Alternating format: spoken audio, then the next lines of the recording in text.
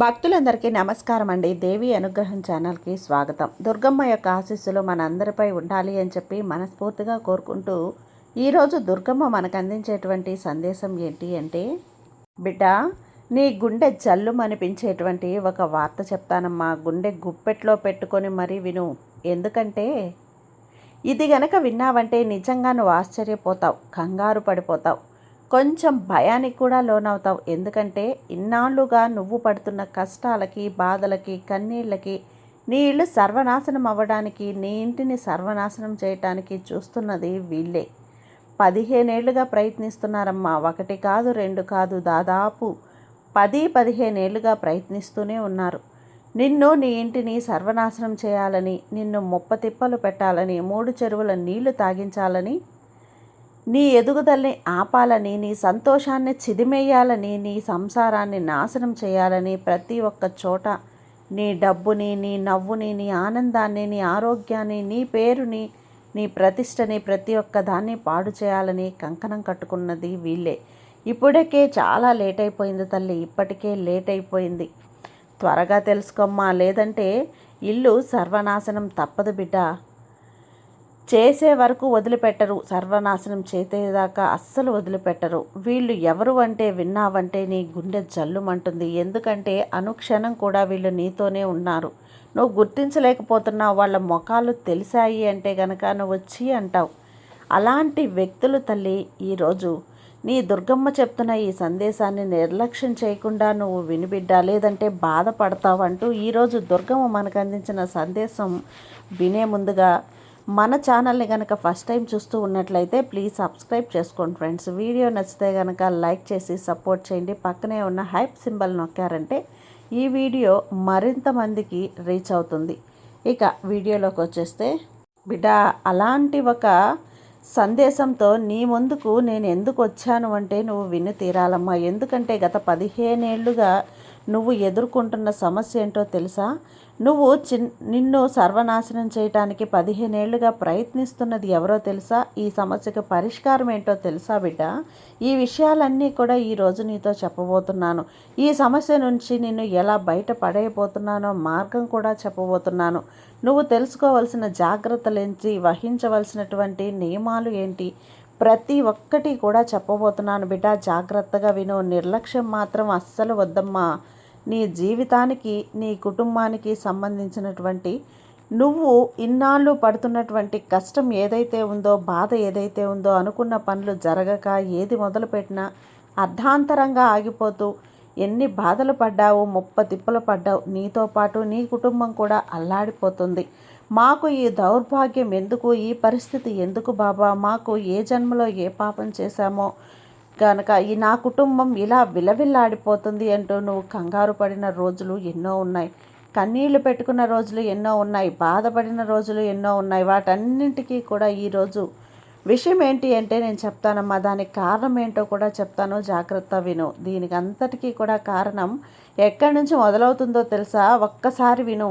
ఎక్కువగా అందరినీ నమ్మేస్తూ, అందరినీ కూడా నా వారే అని అందరితో నా సొంత విషయాలను కూడా పంచుకుంటూ ఉంటావు కదా. ఒక రకంగా నీకు చెడు చేస్తుంది అని ఎప్పుడైనా అర్థమవుతుందా? అర్థం చేసుకున్నావా నువ్వు? ఎందుకంటే నీకు తెలియని విషయం ఏంటి అంటే, నువ్వంటే నచ్చని వాళ్ళు, నీ నాశనాన్ని కోరుకునే వాళ్ళు నీ చుట్టుపక్కలే ఉన్నారు. ఈ విషయం నీకు తెలియదు తల్లి. పైకి ఎంతో మంచిగా స్నేహంగా నటిస్తూ నీ వెనకాల గోతులు తవ్వుతూ ఉన్నారు. ఇక బయటపడే శత్రువులు కూడా నీతో కలిసి నీ పతనాన్ని కోరుకుంటూ ఉన్నారు. ఇక బయట ఉన్న అన్ని శత్రువులు కూడా వారితో కలిసి నీ పతనాన్ని కోరుకుంటున్నారు. నీ సమాచారాన్ని వారి ద్వారా సేకరించి నీకు కీడు తలపెట్టాలని చూస్తున్నారు. అంతేకాదు, నీ విషయాలన్నీ కూడా ముందుగానే తెలుసుకొని నీ పనులు పూర్తి కాకుండా ఆటంకాలు వచ్చేలా చేస్తున్నారు. నువ్వేం చేస్తున్నావు, ఎటు వెళ్తున్నావు, ఏ పని మొదలు పెడుతున్నావు, దేని గురించి నువ్వు ఆలోచనలు చేస్తున్నావు, నిర్ణయాలు తీసుకుంటున్నావు, ప్రతి ఒక్కటి కూడా ముందుగానే తెలుసుకున్నారు. వాటన్నింటికీ కూడా అడ్డుపడుతున్నారు. అయితే నువ్వు అందరికీ కూడా నా వారు అన్ని విషయాలు చెప్పటమే కాకుండా ఎదుటివారు నీకు కీడు తలపెడుతున్నా అని తెలిసినా కూడా నీ స్వభావరీత్యా క్షమించి వదిలేస్తావు. మళ్ళీ వారితో తిరిగి మామూలుగా మాట్లాడతావు. వాళ్ళు మారిపోయి ఉంటారులే అన్న భ్రమలో వాళ్ళు మారతారా చెప్పు? నువ్వు మారాలి, నీ సొంత విషయాలు నువ్వు పంచుకోవడం మానాలి. కానీ వాళ్ళు మాత్రం అని టార్గెట్ చేస్తారు తల్లి. నీ విషయాన్ని నువ్వు గమనించాలి. నీకు దయాగుణమో, దానగుణమో, క్షమాగుణమో అధికంగా ఉంటాయి. ఇటువంటి గుణాల కారణంగా నువ్వు శత్రువుల బారిన పడిపోతూ ఉన్నావు. నువ్వు ఎంత మంచిగా ఉన్నా ఎదుటివారు నిన్ను చూసి ఓర్వలేని స్థితిలో ఉంటారు. ఓర్వలేనితనం, ఈర్ష్య వల్ల నీ శత్రువులుగా మారిపోతూ ఉంటారు. నువ్వు ఏదైనా పని తలపెడితే దాన్ని పూర్తి చేసే వరకు కూడా నిద్రపోని మనస్తత్వం కలిగి ఉంటారు. కానీ శత్రువులు మాత్రం నువ్వు చేసే పనులు ఏ విధంగా చెడగొడదామా అని ఎదురు చూస్తూనే ఉన్నారు. నీ మీద కన్ను వేసి ఉంచారు. కాబట్టి ఈ విషయాన్ని నువ్వు గమనించుకొని శత్రువులు ఎవరు, మిత్రులు ఎవరు గుర్తించాల్సి ఉంటుంది బిడ్డ. ఇది జాగ్రత్తగా. అంటే ఎలా బిడ్డ, మోసపోతూనే ఉన్నావు కదా, దెబ్బ తింటూనే ఉన్నావు, గాయపడుతూనే ఉన్నావు. అనుక్షణం దుర్గమ్మ నీ వెంట ఉండలేదు కదా. నీ జాగ్రత్తలో నువ్వు ఉండాలి కదా. అంతా జరిగిపోయాక అమ్మా నాకు ఇలా జరిగింది తల్లి అంటూ మొరపెట్టుకుంటావు. చేతులు కాలేక ఆకులు పట్టుకుంటే ఏమొస్తుంది బిడ్డ. ముందుగా జాగ్రత్త పడాలి కదా. ముఖ్యంగా ఉద్యోగం చేసే స్థలంలో కానీ, మీ ఇంటి దగ్గర కానివ్వు, ఎవరైనా సరే నువ్వు ఎంత కష్టపడినా కూడా పైవారికి నీ కష్టం తెలియకుండా మధ్యలో ఉండే అంతా నేనే చూసుకుంటున్నాను అని చెప్పుకొని నీ కష్టాన్ని ఎంత దోచేసుకుంటున్నారు అంటే, వారు పై అధికారుల నుంచి మంచి పేరు పొందుతున్నారు, లబ్ధి పొందుతున్నారు. ఇక్కడ ఆ కష్టం అంతా నీది. సొమ్ము ఒకరిది, సోకొకరిది అన్నట్లుగా కష్టం మీది, వాళ్ళ దాన్ని దోచేసుకుంటున్నారు. అక్కడ చెప్పుకోవటం అంతా నేను చూశాను. మీరు ఇక్కడ నీ కష్టం అంతా కూడా బుడిదలో పోసిన పన్నీరైపోయింది. ఇలా అనేక రకాలుగా మీకు నష్టం చేయటానికి, నష్టాన్ని కలిగించడానికి ప్రయత్నిస్తున్నారు బిడ్డ. అది ఎక్కడైనా అవనివ్వు, నీ వృత్తి కావచ్చు, ఉద్యోగం కావచ్చు, వ్యాపారం కావచ్చు, నీ ఇరుగు పొరుగు వాళ్ళు కావచ్చు, నీ బంధువులు కావచ్చు, ఆఖరికి నీ ఇంట్లో వాళ్ళు కూడా సరే ఏదో ఒక రకంగా నీకు నష్టాన్ని కలిగించడానికే చూస్తున్నారు. నువ్వు ఎంత చేసినా ఏమీ చెయ్యలేదు అన్నట్లుగా దాన్ని నిరూపించాలని చూస్తున్నారు. అంతా మేం చేశామన్నట్లు నిరూపించాలని చూస్తున్నారు. దానికి కారణం కూడా ముందుగా నీ మనసులో వచ్చిన ఆలోచనలన్నీ కూడా వాళ్ళతో చెప్పేయటం. ఇలా చేయాలనుకుంటున్నాను, నేను ఇలా చేయాలనుకుంటున్నాను, ఆ నిర్ణయం తీసుకోవాలనుకుంటున్నాను, ఈ క్షణం వచ్చే గంటలో ఈ విధంగా చేస్తున్నాను అని చెప్పడం వల్ల నీ ఆలోచనలు అర్థం చేసుకొని నీకంటే వాళ్ళు ముందుగా వేగంగా వాళ్ళు చేసేసి అన్నీ కూడా, లేదా నువ్వు చేసిన దాన్ని వాళ్ళు చేశాము అన్నట్లుగా నిరూపించుకుంటున్నారు. ఇక్కడ నువ్వు ఏమీ చెయ్యలేక ఒక చేతగాని వ్యక్తిలా నిన్ను చూస్తున్నారు తల్లి. అది నీకు అర్థం కావట్లేదు. దీనికి గల కారణం నీ మంచితనమే. నువ్వు అతిగా ఆలోచించాల్సిన అవసరం లేదు. అందరినీ గుడ్డిగా నమ్మకుండా ఎవరిని ఎంతవరకు నమ్మాలో తెలుసుకొని వారితో ఆ విధంగా ప్రవర్తించడం వల్ల నువ్వు అనేక రకాల సమస్యల నుంచి బయటపడతావు బిడ్డ. అయితే ప్రతి చోట కూడా శత్రువులు ఉండటం అనేది సర్వసాధారణమే. ఎందుకంటే ఒకరు జీవితంలో ఎదుగుతున్నారు అంటే ఓర్వలేని వారు అనేక మంది చుట్టూ ఉంటారు. 10 మంది ఉంటారు, 10 కళ్ళు పడతాయి. అది బంధువులు కావచ్చు, ఇరుగు పొరుగు వాళ్ళు కావచ్చు, నువ్వు పనిచేసే చోట కావచ్చు, ఉద్యోగం కావచ్చు, వ్యాపారం చేసే స్థలంలో కావచ్చు. కొంతమంది శత్రువులు నీతో నేరుగా పోరాడితే మరి ఇంకొంతమంది శత్రువుల్లాగా నటిస్తారు. వీరి ప్రవర్తన ఎలా ఉంటుంది అంటే, నేను పూర్తిగా నీ నుంచి మంచే కోరుతున్నట్లు ఉంటారు. కానీ వాళ్ళు చేసే పనులన్నీ కూడా నీ పతనాన్ని కోరుకునే విధంగా ఉంటాయి. అందుకోసం నువ్వు ఏం చేయాలో తెలుసా? ఎవరు ఎలాంటి వారు అని తెలుసుకొని వారిని కొంచెం దూరం పెడితే ఎన్నో ఏళ్ళగా నువ్వు పడుతున్నటువంటి కష్టాల నుంచి ఒక్కసారి బయటపడినట్లే.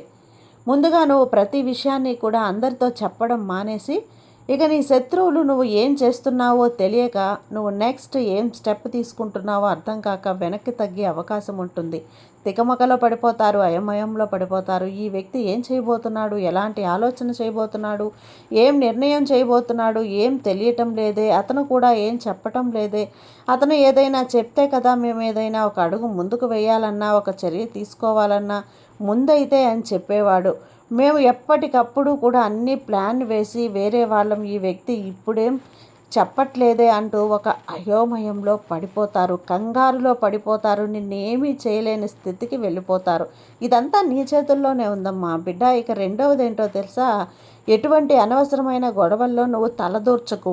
ఎప్పుడైనా గొడవ జరుగుతుంటే గనక నువ్వు ఆ గొడవలో అన్నది ఇన్వాల్వ్ అవ్వకు. ఒకవేళ నిన్ను మధ్యవర్తిగా అడిగినా కూడా నువ్వు అందుకు వెంటనే ఒప్పుకోకు, లేదంటే చిక్కుల్లో పడే అవకాశం ఉంది.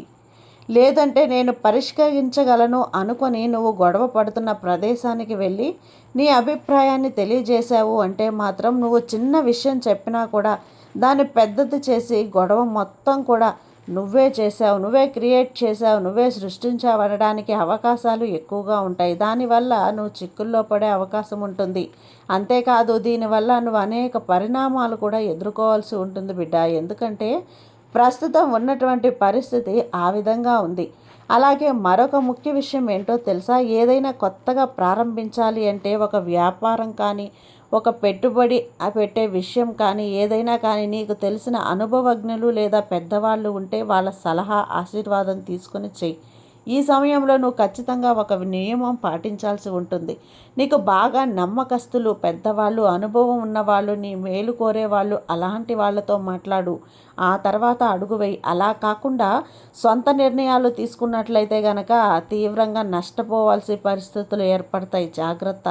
ఇక మూడో విషయం ఏంటి అంటే నువ్వు ఈ సమయంలో ఎవరికి డబ్బులు ఇవ్వటం అంత మంచిది కాదు. ఎందుకంటే మనకు కాలం కానీ పరిస్థితులు కానీ అన్నీ అనుకూలంగా ఉన్నప్పుడు ఇచ్చినవి అన్నీ సవ్యంగా వస్తాయి. మన పరిస్థితులు కాలము అనుకూలంగా అయినప్పుడు ఇస్తే అవి వెనక్కి వచ్చే ప్రసక్తే ఉండదు.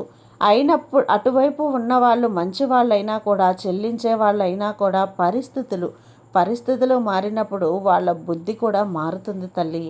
ఇద్దాంలే చూద్దాంలే అన్న ఒక ఆలోచన అనేది వస్తుంది. కాబట్టి జాగ్రత్తగా డబ్బు అప్పుగా ఇచ్చిన, చేబదులు ఇచ్చినా అది ఈ సమయంలో నీకు తిరిగి రాదు అనే విషయాన్ని గుర్తుపెట్టుకో. అలాగే నువ్వు డబ్బు అప్పుగా తీసుకున్నా కూడా వడ్డీ ఎక్కడ కట్టవలసిన పరిస్థితి అనేది ఏర్పడుతుంది. జాగ్రత్త. ఇవ్వటము తీసుకోవటము రెండు కూడా ఈ సమయంలో మంచిది కాదు. అందుకోవటము అనే విషయంలో, తీసుకోవటం అనే విషయంలో జాగ్రత్తగా ఉండు తల్లి. రాతపూర్వకంగా డబ్బులు ఇచ్చినప్పుడు పుచ్చుకుంటే మంచిది బిడ్డ.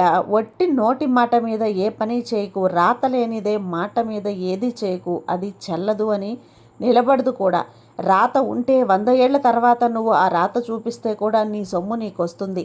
మాట మట్టిలో కలిసిపోతుంది. ఇది గుర్తుంచుకో. లేదంటే అనవసరమైనటువంటి చిక్కుల్లో పడే అవకాశం ఉంటుంది.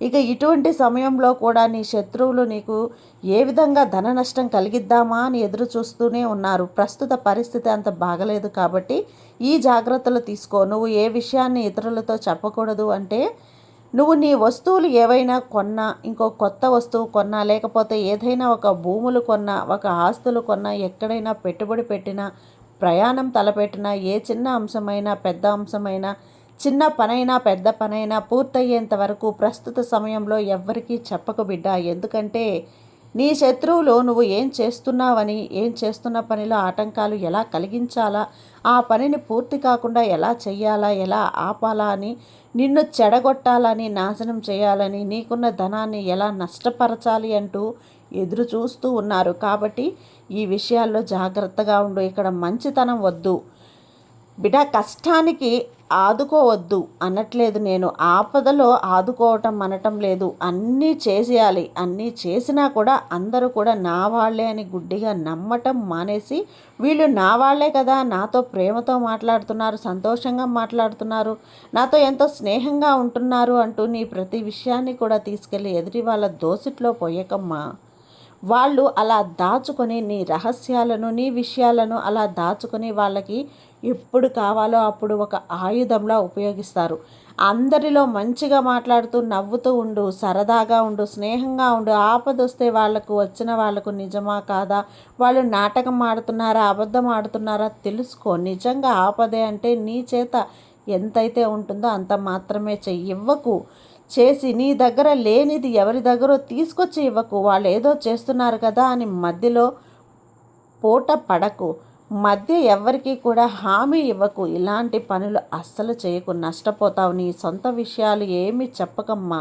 నీకు కష్టమైన, దుఃఖమైన, సంతోషమైన నీ కుటుంబంతో పంచుకో. నీ అనుకునే వాళ్ళు నలుగురు ఉంటారు ఖచ్చితంగా నీ జీవితంలో. మీ అమ్మ, నాన్న, నీ బిడ్డలు, నీ తోబుట్టువులు లేదా నీ భార్య, నీ భర్త ఉంటారు కదా, వాళ్ళతో పంచుకో. అందరితో పంచుకోవాలని ఇక్కడ ఏమీ లేదు.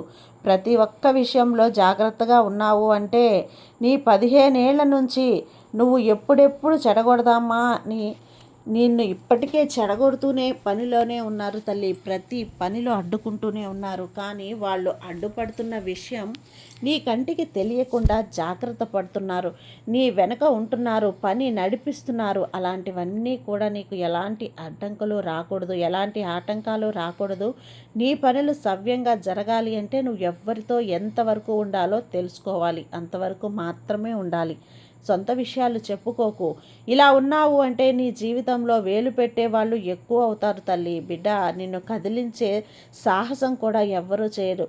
ఎందుకంటే నువ్వు ఏం చేస్తున్నావో తెలియదు, నీ మనసులో ఏం ఆలోచన ఉందో తెలియదు, నువ్వు ఎలాంటి పని మొదలు పెడుతున్నావో తెలియదు, ఎలాంటి పెట్టుబడి పెడతావో తెలియదు. అంతా కూడా ఒక నిగూఢంగా ఉంది. నీ దగ్గర మాట అయితే చిరునవ్వుతో మాట్లాడతావు, కానీ మంచి స్నేహాన్ని కానీ నువ్వు వదిలిపెట్టవు. నీ ఏ కదలికలు నీకు తెలియవు తల్లి. నీ చర్యలు వాళ్ళకి అస్సలు తెలియవు. నీ అడుగులు ఎటు వేస్తున్నావో తెలియదు. అలాంటప్పుడు వాళ్ళని నీ జీవితంలో తొంగి చూసే సాహసం కూడా చేయరు కదా. ప్రతి చోట కూడా నువ్వు నీ జీవితంలో జరిగే ప్రతి ఒక్కటి తీసుకెళ్ళి చెప్తూ ఉన్నావు అంటే నేరుగా నీ జీవితంలోకి వాళ్ళని ఆహ్వానించేస్తావు. అలాంటి హక్కు అనేది నువ్వే ఇచ్చేస్తావు. మాట్లాడే హక్కు, తొంగి చూసే హక్కు అది కూడా వద్దు తల్లి. అన్ని ఆంక్షలు వేసే హక్కు కూడా నువ్వు ఇస్తున్నావు. కాబట్టి జాగ్రత్త. ఎప్పుడైనా నీ సొంత విషయాలు నీ దగ్గర పదిలంగా ఉంటాయో బయట వాళ్ళు నీ గుండె జల్లుమంటుంది తల్లి. నీ జీవితంలో తొంగి చూడాలి అన్న తపన అనేది వాళ్ళకు తలపెట్టొద్దు. ఏదైనా సరే నీ దగ్గర మాట్లాడాలి అన్నా. కాబట్టి జాగ్రత్త.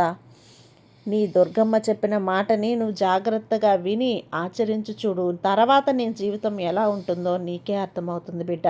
దుర్గమ్మ నీకు అండగా ఉండగా నువ్వు దేనికి కూడా భయపడాల్సిన అవసరమే లేదు తల్లి. ఈ దుర్గమ్మ ఎప్పుడు కూడా నీ మంచి కోరి నీ సంతోషాన్ని నీకు అందించాలనే చూస్తుంది. కాబట్టి దుర్గమ్మ మీద నమ్మకంతో ఉండు. నీకంతా కూడా మంచే జరుగుతుంది. సర్వే జన సుఖినో భవంతు. జై దుర్గమ్మ.